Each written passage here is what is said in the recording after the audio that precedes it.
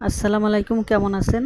আমিও ভালো আছি, আপনারাও ভালো আছেন। আজকে দেখাবো পাট শাকের ডালের রেসিপি। ডালগুলো দেখিয়ে দিলাম, চলুন ডাল ধুয়ে নিয়ে যাক। দেখুন আমার ডাল ধোয়া শেষ। এবার কড়াইয়ে 1 গ্লাস পানি ঢেলে দেব। এবার পানির মধ্যে ডাল ঢেলে দেব। ডাল ঢেলে দিয়ে নাড়াচাড়া করব। এরপর মরিচ ঢেলে দিলাম। পেঁয়াজ দিয়ে দেব। এরপর লবণ দিয়ে দেব।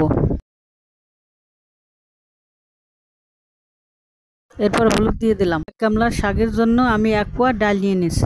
এবার ভালোভাবে নাড়াচাড়া দিয়ে দেব।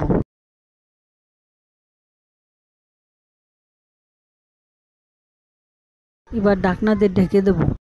এবার পাট শাকগুলো ধুয়ে নেব। পাট শাকের সিজন, এই জন্যই পাট শাকের রেসিপিটি আপনাদের সঙ্গে শেয়ার করলাম। এবার ছাঁকনিতে পানি ঝরাতে দেব। পাট শাকগুলো কুচি কুচি করে কেটে নেব। দেখুন আমি কিভাবে কাটি।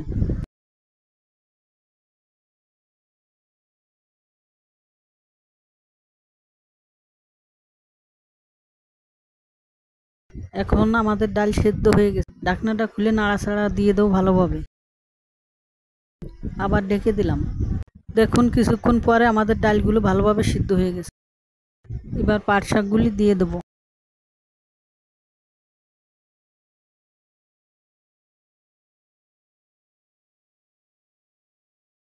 এবার পাট শাকগুলি দিয়ে ভালোভাবে নাড়াচাড়া দিয়ে দেবো। কড়াই গরম করে জিরে ভেজে বেটে নেব। 4 চামচের 3 চামচ জিরে ভেজে গুঁড়ো করে নেব।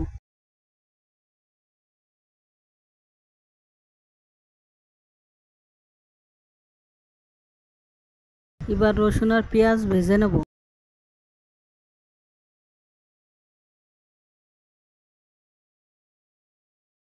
এবার তেল দিয়ে দিলাম। দিয়ে ভালোভাবে নাড়াচাড়া করলাম।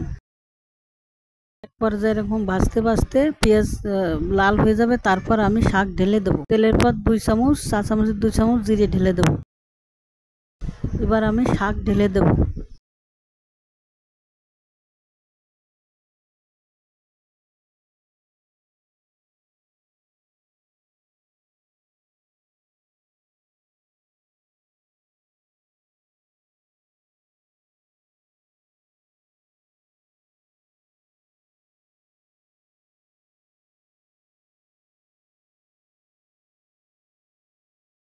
এবার জিরেগুলো বেটে নেব।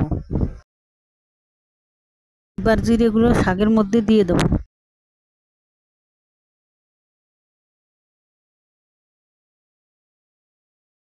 এবার নাড়াচাড়া দেবো।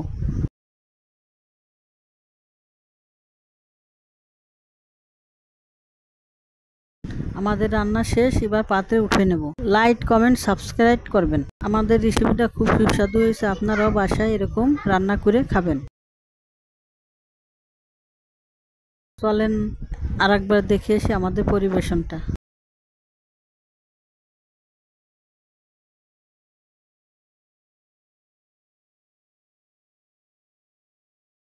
আজকের মতো এই পর্যন্ত, ধন্যবাদ।